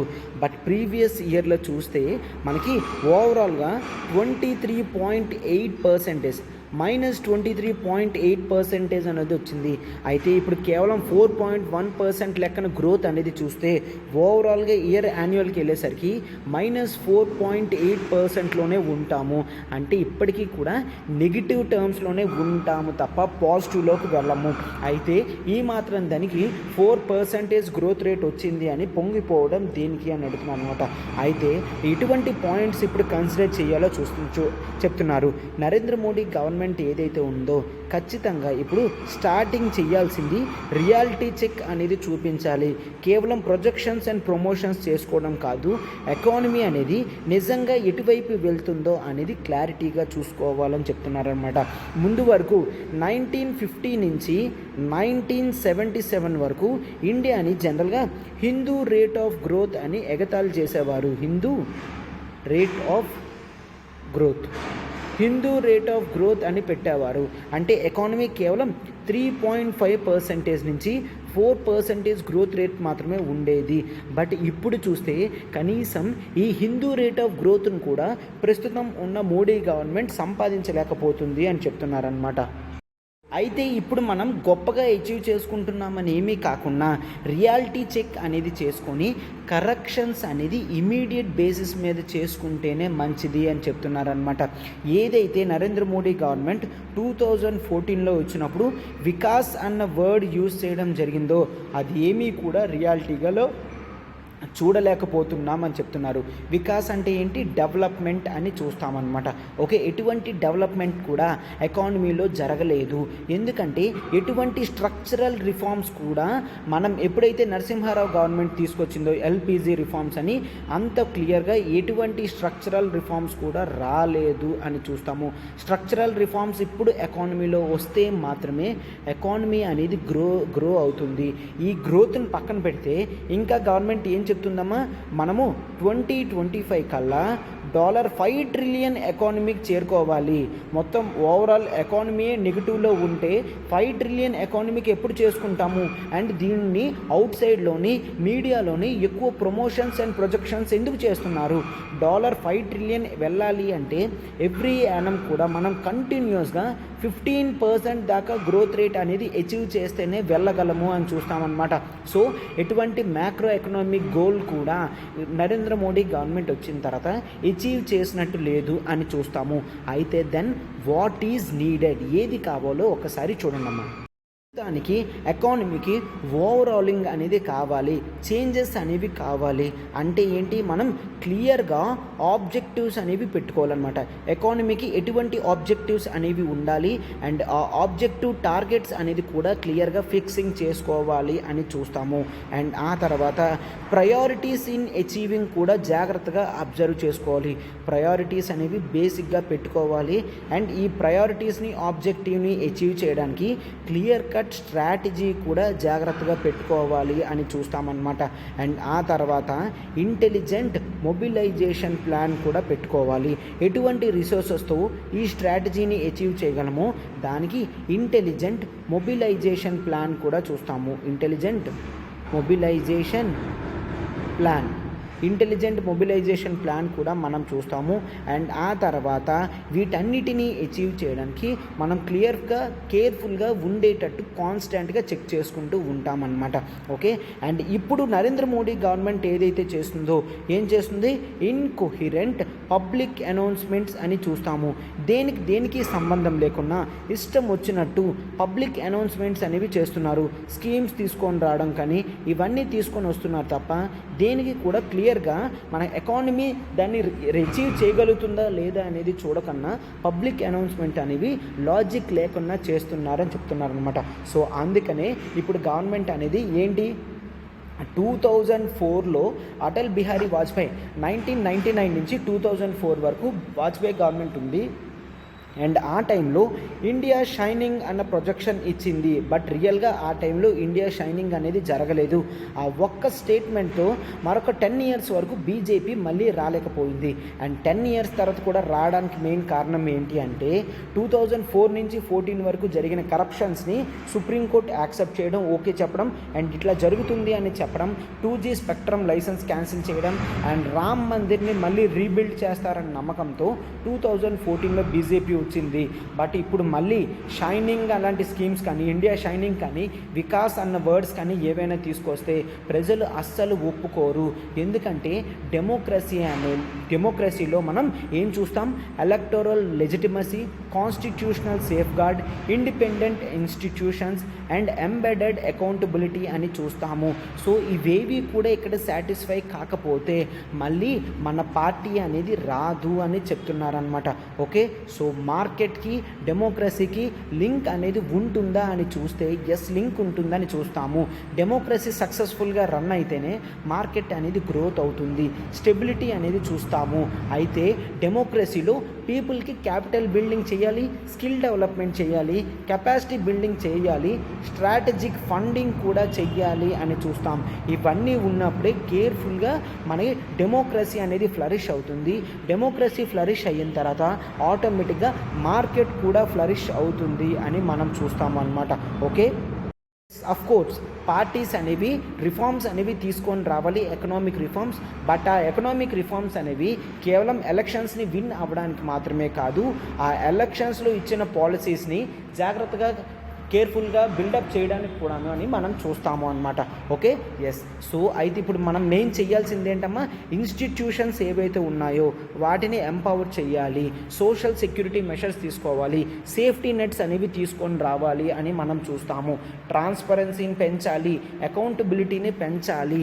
ఓకేనా, ఇన్స్టిట్యూషన్స్ అన్నీ కూడా ఫ్రీగా వర్క్ అయ్యేటట్టు చేస్తేనే మార్కెట్ కూడా ఫ్రీగా వర్క్ అవుతుందని చూస్తాము. ఇప్పుడు చెప్పాం కదమ్మా, మనం ఏంటి డెమోక్రసీకి మార్కెట్కి లింక్ అనేది ఉంటుంది అని. అండ్ మీరు క్లియర్గా చూస్తే సక్సెస్ఫుల్ డెమోక్రసీస్ మాత్రమే సక్సెస్ఫుల్ మార్కెట్స్ని చూస్తున్నాయి అని కూడా చెప్తానమాట. మనం అఫ్కోర్స్ ఎకనామిక్ రిఫార్మ్స్ అనేవి తీసుకొని రావాలి, బట్ అవి క్లియర్ కట్గా ఎటువంటి కరప్షన్ లేకుండా కూడా ఫాలో అవ్వాలి అని మనం చూస్తాము. ఓకే, సో ఈ విధంగా ఆర్టికల్ అంతా కూడా డిస్కస్ చేయడం జరిగిందమ్మా. దీనికి ఈ మాత్రం కన్నా ఎక్కువ చూడాల్సింది ఏమీ లేదు, మనకి ఇది సరిపోతుంది అనమాట.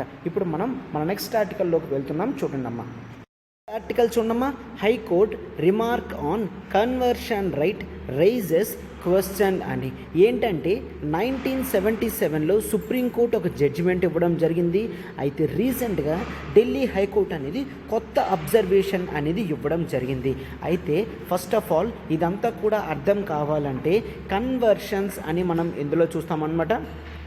కన్వర్షన్స్ అనేవి మనం మెయిన్లీ రిలీజియన్లో చూస్తాము. రిలీజియస్ ఇష్యూస్ అన్నీ కూడా మనం కన్వర్షన్లో చూస్తాం. కన్వర్షన్ అంటే మత మార్పిడి అంటాం కదమ్మా, వాటిని రిలీజియస్ కన్వర్షన్ అనేది చూస్తాం. మనకి ఇండియన్ కాన్స్టిట్యూషన్లో పార్ట్ 3లో ఫండమెంటల్ రైట్స్ అనేది ఉంటుంది. ఆ ఫండమెంటల్ రైట్స్లో ఆర్టికల్ 25 నుంచి 28 వరకు ఫ్రీడమ్ ఆఫ్ రిలీజియన్ అని అంటాము. అండ్ అందులో కూడా ఆర్టికల్ 25 అనేది మనకి చాలా ఇంపార్టెంట్ అనమాట. ఆర్టికల్ 25 ఏంటో ఒక్కసారి చూడండమ్మా. Article 25 promotes freedom of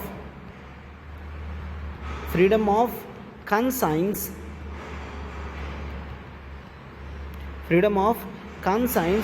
propagate, practice and promote any religion అని చూస్తాము. ఎటువంటి రిలీజియన్ అయినా ప్రమోట్ చేయడానికి, ప్రాక్టీస్ చేయడానికి, ప్రాపగేట్ అంటే స్ప్రెడ్ చేయడానికి అందరూ కూడా ఏ ఫిలాసఫీ కావాలంటే ఆ ఫిలాసఫీని మాట్లాడుకోవచ్చు, వాటిని పాటించవచ్చు, ఏ రిలీజియన్ అయినా కూడా యాక్సెప్ట్ చేసుకోవచ్చు అని ఆర్టికల్ 25 ఉంటుంది. బట్ ఆర్టికల్ 25లోనే క్లాజ్ 1 ఏం చెప్తుంది అంటే subject to public order, morality and health. Public order, morality and health అనేది చూస్తాము. అండ్ ప్రతి పర్సన్ కూడా ఫ్రీడమ్ ఆఫ్ కన్సైన్స్ కానీ ప్రొఫెస్, ప్రాక్టీస్, ప్రాపగేట్ కానీ వీటిని క్లోజ్ చేయొచ్చు అని చూస్తాము. అంటే పబ్లిక్ ఆర్డర్ కానీ, మొరాలిటీ కానీ, హెల్త్ కానీ ఎక్కడైనా ఇష్యూస్ వస్తే ఈ ఫ్రీడమ్ ఆఫ్ రిలీజన్ అనేది కాస్త స్టేట్ అనేది బ్రేక్ చేయొచ్చు అని చూస్తాము అన్నమాట. అయితే ఇప్పుడు జనరల్గా ఏంటి, అశ్విని ఉపాధ్యాయ అనేసి మనకి హైకోర్టులో పిటిషన్ వేయడం జరిగిందనమాట. ఇతను ఒక సీనియర్ అడ్వకేట్ అనమాట. అతను ఏంటి చేయడం జరిగింది, చాలా వరకు రూల్స్ అనేవి పెడుతున్నారు. ఇండియా మొత్తంలో కూడా రూల్స్ అనేవి రావాలి. ఏంటి ఆ rules? Which prohibit conversion by ఫోర్స్తో కన్వర్షన్స్ అనేవి చేయకూడదు. ప్రొహిబిట్ కన్వర్షన్ బై ఫోర్స్తో ఎటువంటి కన్వర్షన్స్ కూడా చేయకూడదు. వాటన్నిటినీ కూడా ప్రొహిబిట్ చేయాలి అని చూస్తాము అన్నమాట. ఓకే, అండ్ మనం ఎటువంటి కన్వర్షన్స్ లేకన్నా కేవలం ప్రజలు ఫ్రీ విల్తో మాత్రమే చేంజెస్ అనేవి చేయాలి అని చూస్తాము. ఓకేనా? అండ్ ఎటువంటి కన్వర్షన్స్ ఫోర్స్ఫుల్గా చేసినా కూడా స్టేట్ వెంటనే దాన్ని ఇల్లీగల్గా కన్సిడర్ చేసే రూల్స్ రావాలి అని చెప్పడం జరిగింది. అయితే కోర్టు ఏం చెప్పడం జరిగిందమ్మా, మిమ్మల్ని ఫోర్స్ చేయకన్నా మీరు ఒకవేళ కన్వర్ట్ అయితే దానికి తప్పేముంది అని ఢిల్లీ హైకోర్టు చెప్పడం జరిగింది. దాంతో కొంతమంది ఏమనుకుంటున్నారు, అయితే ప్రాస్లిటైజింగ్ అనేది చేయడం ఇప్పుడు లీగల్ అయిపోతుందా? ఎస్, ఆల్రెడీ ఇది ఇండియాలో లీగలే, బట్ ఇంకా ఎక్కువ చెయ్యొచ్చా అని మీనింగ్. ప్రాస్లిటైజింగ్ అంటే ఏంటమ్మా, ఎవరైతే మత మార్పిడి చేసినప్పుడు హెడ్గా ఉంటారో ఆ యాక్టివిటీ మొత్తాన్ని ప్రాస్లిటైజింగ్ అని అంటాము. అంటే మతం చేంజ్ అవుతాం కదా, దాన్ని ప్రాస్లిటైజింగ్ యాక్టివిటీ అని అంటామన్నమాట. అయితే ఇప్పుడు ఏం చెప్పాను, 1977లో సుప్రీంకోర్టు ఒక జడ్జిమెంట్ ఇచ్చింది. దానికి ఇప్పుడు హైకోర్టు చెప్పిన అబ్జర్వేషన్కి డిఫరెన్స్ అనేది ఉంది, చూస్తామన్నమాట. అయితే 1977లో జడ్జిమెంట్ ఏమొచ్చిందో చూడండమ్మా. 1977 in stainless versus state of Madhya Pradesh. ఇక్కడ జనరల్గా సుప్రీంకోర్టు ఏం అబ్జర్వ్ చేసిందనమాట అంటే, ఆర్టికల్ 25లో ఏదైతే freedom to profess, practice, propagate అని చెప్పిందో అక్కడ వర్డ్ ప్రాపగేట్ అని యూజ్ చేసింది. అంటే ప్రాపగేట్, ఆర్టికల్ 25 ప్రాపగేట్ అన్న వర్డ్ ఏంటి అంటే నార్మల్గా స్ప్రెడ్ చేయడం, కానీ ఇది does not provide right to convert అదర్స్ని తన రిలీజన్లోకి మార్చడానికి ఇది హెల్ప్ చేయదు. ఇది ఎవరి మతం వాళ్ళు యూజ్ చేయడానికి, ఎవరి మతం వాళ్ళు స్ప్రెడ్ చేయడానికి మాత్రమే తప్ప జనరల్గా ఇంకేదానికి ప్రమోషన్స్, కన్వర్షన్స్కి ప్రమోషన్గా కాదు అని చూస్తామన్నమాట. సో ఇక్కడ కాన్స్టిట్యూషన్ బెంచ్ అనేది 1977లో ఫార్మ్ అయింది. ఇదేం చెప్తుంది, ఏ ఫండమెంటల్ రైట్ కూడా కన్వర్షన్స్కి యాక్సెప్ట్ చేయదు అని చూస్తాము.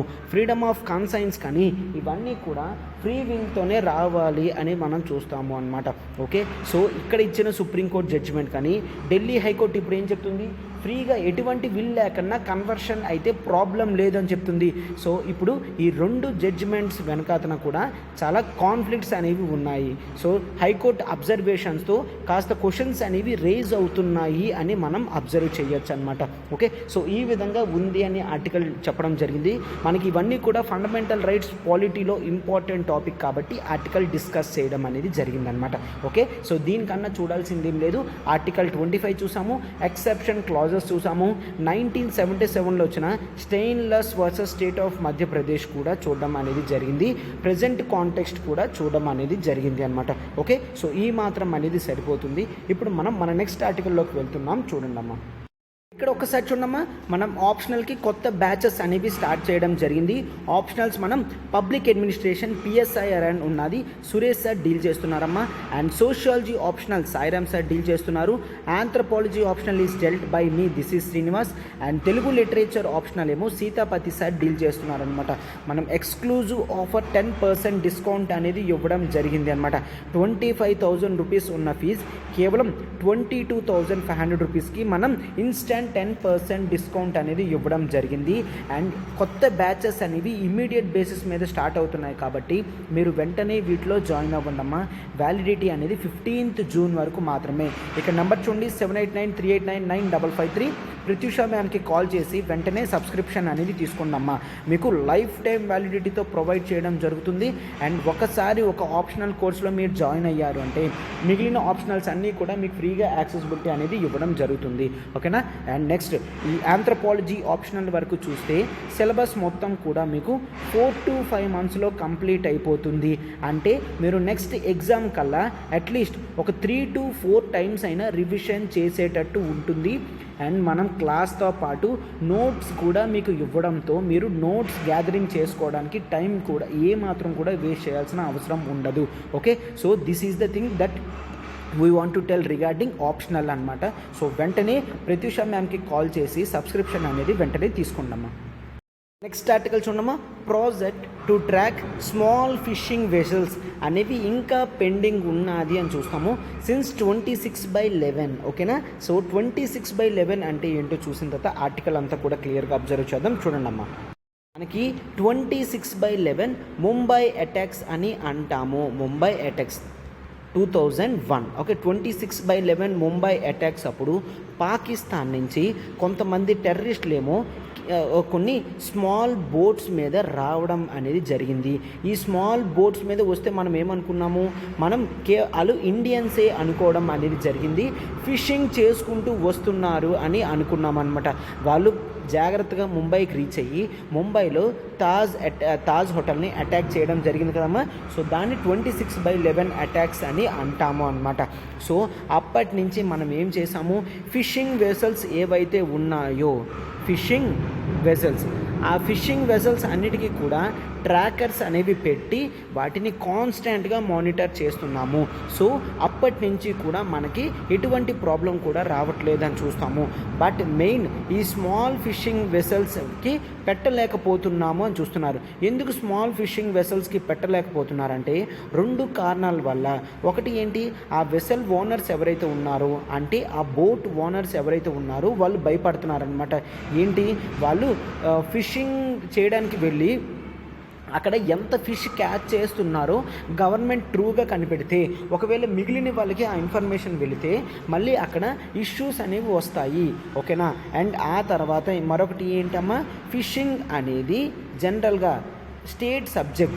సో ఫిషింగ్ వెసల్స్కి కూడా ఇటువంటి ట్యాక్స్ అనేది పెట్టడం స్టేట్ పాలిటిక్స్లో డామినేట్ చేయడం జరుగుతుంది అని చూస్తామన్నమాట. సో స్టేట్ కూడా అంత ఇంట్రెస్ట్ చూపించట్లేదు, లోకల్ పాలిటిక్స్ కూడా జరుగుతుంది.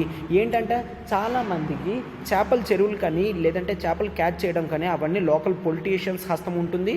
మళ్ళీ వాళ్ళ ప్రాఫిట్స్ అన్నీ కూడా బయట పడతాయి అన్న భయంతో వాళ్ళు వాటిని ఎంకరేజ్ చెయ్యట్లేదు అని మనం చూస్తామన్నమాట. అయితే ఈ 26/11 అటాక్ అయిన తర్వాత చాలా కేర్ఫుల్గా ఉంటున్నాం కాబట్టి ఇప్పుడు ఈ స్మాల్ ఫిషింగ్ వెసల్స్కి కూడా పెట్టడం అనేది చాలా ఇంపార్టెంట్. అండ్ నెక్స్ట్ మరొక్కసారి మీరు చూస్తే దీంతో క్వాడ్ కంట్రీస్ అన్నీ కూడా ఏం చెప్తున్నాయి, they are going against IUU అనేది చూస్తాము. అండ్ ఈ స్మాల్ ఫిషింగ్ వెసల్స్ అనేవి అవే ఎక్కువ చేస్తున్నాయి. IUU అంటే ఏంటమ్మా, illegal unreported and unregulated. Illegal, unreported and unregulated fishing అని చూస్తాం. ఎప్పుడైనా IUU వచ్చిందంటే అది ఫిషింగ్ రిలేటెడ్ అనమాట, గుర్తుంచుకోండి. Okay. So illegal, unreported and unregulated fishing అనేది వస్తుంది. అయితే దీన్ని ఏమంటాము, అన్సస్టైనబుల్ ఫిషింగ్ ప్రాక్టీస్ అని అంటాము. అంటే నెక్స్ట్ టైం ఎప్పుడు కూడా అక్కడ ఫిషింగ్ గ్రోత్ అనేది లేకుండా వాటిని క్లోజ్ చేయడం అన్నమాట. ఓకే. సస్టైనబుల్ ఫిషింగ్ మెథడ్ అనేది లాంగ్ టర్మ్స్లో ఎప్పుడూ కూడా మంచిది కాదు అని చూస్తాం. సో మనం ఎక్కడ చూసాం, ఇది క్వాడ్లో దీని గురించి ఎక్కువ డిస్కస్ చేయడం జరుగుతుందన్నమాట. ఎందుకు క్వాడ్ మీరు ఒక్కసారి చూస్తే Indo Pacific maritime domain awareness అని పెట్టుకోవడం జరిగింది. ఒకసారి చూడమ్మా, Indo Pacific maritime domain awareness అని పెడతాము. ఇక్కడ జనరల్గా ఏంటి, డార్క్ షిప్పింగ్ గురించి చూస్తాము. అంటే ఇక్కడ ఏంటి, మోర్ యాక్యురేట్గా షిప్స్ అవన్నీ ఎప్పుడు వెళ్తున్నాయి, ఎప్పుడు వస్తున్నాయి, ఎక్కడికి వెళ్తున్నాయి అనేది చూస్తాము. మెయిన్లీ పెసిఫిక్ ఐలాండ్స్లోని, సౌత్ ఈస్ట్ ఏషియాలోని అండ్ ఇండియన్ ఓషన్ రీజియన్లో కూడా చూస్తాము అన్నమాట. ఓకే. అండ్ అయితే ఇక్కడ జనరల్గా మనం వీటిని రెగ్యులేట్ చేస్తూ 2 అగ్రిమెంట్స్ కూడా ఉన్నది. ఫస్ట్ వన్ ఏంటమ్మా, కేప్ టౌన్ అగ్రిమెంట్ అని చూస్తాము. ఈ కేప్ టౌన్ ఇంటర్నేషనల్ అగ్రిమెంట్ ప్రకారం మనం జనరల్గా ఇల్లీగల్ ఫిషింగ్ అనేది చూస్తామన్నమాట. ఇల్లీగల్ ఫిషింగ్ అనేది క్లోజ్ చేయడానికి కేప్ టౌన్ అగ్రిమెంట్ అనేది పెట్టుకోవడం జరిగింది. అండ్ ఆ తర్వాత మనం agreement on port state measures కూడా చూస్తాము. పోర్ట్ స్టేట్ మెషర్స్ కూడా చూస్తాము. అయితే ఈ రెండిట్లో కూడా ఇండియా అనేది సిగ్నేటరీ కంట్రీ కాదు అని చూస్తామన్నమాట. ఎస్, 26/11 అయిన తర్వాత బిగ్గర్ వెసల్స్కి మనం ఐడెంటిఫికేషన్ ట్రాకర్స్ అనేవి పెట్టడం జరిగింది. బట్ ఇక్కడ చిన్న వాటికి మాత్రం పెట్టలేకపోతున్నాము అని చూస్తామన్నమాట. కేవలం కొన్ని స్టేట్స్లో మాత్రమే పెట్టగలిగాము, మిగిలిన బోర్డర్ స్టేట్స్ అన్నిటిలో కూడా పెట్టుకోలేకపోతున్నామని చూస్తాము. అయితే ఇప్పుడు ఇస్రో వాళ్ళు ఏంటి, మనం రేడార్స్ అనేవి యూజ్ చేద్దాము అండ్ ఎక్కువ శాతం ఖచ్చితంగా ఇవి కమ్యూనికేషన్ శాటిలైట్ బేస్డ్ కమ్యూనికేషన్స్తో ట్రాన్స్పాండర్స్తో వీటిని చెక్ చేద్దాము అని చెప్పడం జరుగుతుంది అనమాట.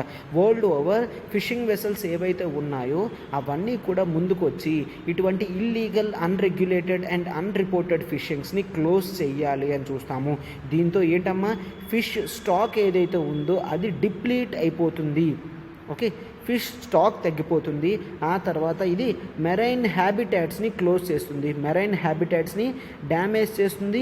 డ్యామేజ్ చేసిన తర్వాత ఫిషెస్ పోతున్నాయి. సో బయోడైవర్సిటీ అంతా కూడా డ్యామేజ్ అవుతుంది. అండ్ మనం ఎక్కువ శాతం వీటిని ఎక్స్పోర్ట్ చేస్తామన్నమాట ఫిషెస్ని. ఈ ఎక్స్పోర్ట్ బిజినెస్ కూడా పోతుంది అని చూస్తాం. కోస్టల్ కమ్యూనిటీస్లో అట్లా కొంత లాంగ్ టర్మ్ తర్వాత బిజినెస్ ఆపర్చునిటీస్ కూడా మరి ఉండవు అని చూస్తామన్నమాట. ఓకే, సో ఈ విధంగా గవర్నమెంట్ వెంటనే కూడా కొన్ని సబ్సిడీస్ ఇచ్చైనా కూడా ఫిషింగ్ వెసల్స్ అనేవి చేంజ్ చేయాలి అని కూడా మనం ఇందులో అబ్జర్వ్ చేస్తామన్నమాట. ఓకే, సో ఇదే అమ్మ ఆర్టికల్. దీనికన్నా డిస్కస్ చేయడానికి ఏమీ లేదనమాట. ఇప్పుడు మనం మన నెక్స్ట్ ఆర్టికల్కి వెళ్తున్నాం. చూడండి అమ్మా, ఆర్టికల్ చూడమ్మా, ఇది చాలా ఇన్ఫర్మేటివ్ ఆర్టికల్ కింద చూస్తాము. నెక్స్ట్ ఇక్కడ చూడండి ఒకసారి, రివర్స్ ఫేసింగ్ హెవీ పొల్యూషన్ అని చూస్తాము. Centre for science and environment. ఒక్కసారి చూస్తే సెంటర్ ఫర్ సైన్స్ అండ్ ఎన్విరాన్మెంట్ని మనం ఒక ఎన్జిఓ అని తీసుకుంటాం. Okay, it is a non governmental organisation. మీకు ఎప్పుడైనా centre for science and environment it is under ministry of environment అంటే అదంతా కూడా wrong. It is an NGO అని చూస్తాము అన్నమాట. Okay, it is an environmental NGO కింద చూస్తాము. ఓకే, నెక్స్ట్ అయితే ఇక్కడ వీళ్ళు కొన్ని రిపోర్ట్స్ అనేది ఇవ్వడం జరిగింది. దాంట్లో ఏం చెప్తున్నారమ్మా, 3 of the 4 రివర్స్ అనేవి ఇండియాలో మానిటరింగ్ స్టేషన్స్ అనేవి పెడితే high levels of toxic metals, toxic అంటే హార్మ్ఫుల్ అనమాట. ఇక్కడ పిక్చర్లో చూసారు కదమ్మా, ఇది గంగా రివర్ అన్నమాట. Okay, one of the tributaries that is joining Ganga అని చూస్తాము. హెవీ మెటల్స్ లైక్ లీడ్ కానీ, ఐరన్ కానీ, నికిల్ కానీ, క్యాడ్మియం కానీ, ఆర్సెనిక్ కానీ, క్రోమియం కానీ, కాపర్ కానీ ఇవన్నీ కూడా ఎంతైతే ఉండాలో దానికి మించి ఎక్కువ రేషియోలో ఉంటున్నాయని చూస్తామన్నమాట. టోటల్గా 117 రివర్స్ అండ్ ట్రిబ్యూటరీస్లో 2 or more టాక్సిక్ మెటల్స్తో పొల్యూషన్ అనేది ఎక్కువ జరుగుతుంది అని చూస్తామన్నమాట. అండ్ నెక్స్ట్ 33 మానిటరింగ్ స్టేషన్స్ అనేవి ఉంటే గంగాలోని 10 ప్లేసెస్లో హై కంటామినేషన్స్ అనేది చూస్తాము. సెంట్రల్ గవర్నమెంట్ 2016లో నమామి గంగే అనే ప్రోగ్రాం తీసుకొని రావడం జరిగింది. నమామి గంగే, ఈ నమామి గంగే ప్రోగ్రాం కింద గంగా రివర్ మొత్తాన్ని కూడా నీట్గా పొల్యూషన్ లేకుండా తయారు చేద్దామా అని గోల్ అనేది పెట్టుకోవడం జరిగిందనమాట. సో బట్ చూస్తే ఎప్పటికీ కూడా హెవీ పొల్యూషన్, టాక్సిక్ మెటల్స్ అనేవి ఎక్కువగా ఉండడం అనేది జరిగింది అనమాట. ఓకే, అంటే కంటిన్యూస్గా ఎటువంటి ట్రీట్మెంట్ లేకుండా మనము ఇండస్ట్రియల్ పొల్యూషన్ ఇదంతా కూడా రిలీజ్ అవుతుంది అని చూస్తాము. India actually 72% of sewage waste అంతా కూడా వితౌట్ ట్రీట్మెంట్తో రివర్స్లోకి పెట్టడం అనేది చూస్తాం, రివర్స్లోకి వదిలేయడం అనేది చూస్తామన్నమాట. అదే ట్రీట్మెంట్ జరిగితే ఇటువంటి హెవీ పొల్యూషన్స్ అనేవి మనము చూడము. ఓకే, ఇండియాలో టోటల్గా 746 రివర్స్లో మానిటరింగ్ అనేది పెట్టడం జరిగింది. అయితే మనకి సెంట్రల్ వాటర్ కమిషన్ అనే బాడీ ఉంది. సో ఈ సెంట్రల్ వాటర్ కమిషన్ ఎవరి దగ్గర ఉంటుందమ్మా, మినిస్ట్రీ ఆఫ్ జల్ శక్తి చేతుల్లో ఉంటుందన్నమాట. మినిస్ట్రీ ఆఫ్ జల్ శక్తి కంట్రోల్లో ఉంటుంది. ఇది కూడా శాంపిల్స్ అనేవి చెక్ చేస్తుంది. హెవీ మెటల్స్ ఎక్కడైతే ఉన్నాయో అక్కడ చెక్ చేస్తుంది అని చూస్తాం. ఓకే, సో అయితే టోటల్గా మనం సో మనము హై లెవెల్స్ ఆఫ్ పొల్యూషన్ అనేది వాటర్లో ఇప్పుడు అబ్జర్వ్ చేయగలం అనమాట. వేస్ట్ వాటర్ ట్రీట్మెంట్ అనేవి చేయాలి. ఇండస్ట్రియల్ వేస్ట్ కానీ, అగ్రికల్చరల్ వేస్ట్ కానీ, డొమెస్టిక్ వేస్ట్ అనేవి డైరెక్ట్గా కలకుండా చూడాలి అని చూస్తాము. ఓకేనా. ఇండియా జనరల్గా మరింత బెనిఫిట్స్ అనేది తీసుకొని రావాలి. సో దీంతో కేవలం వాటర్ పొల్యూషన్ మాత్రమే కాదు, ఈవెన్ కోస్ట్ లైన్ కూడా ఇరోషన్ అవుతుంది అని చూస్తాము.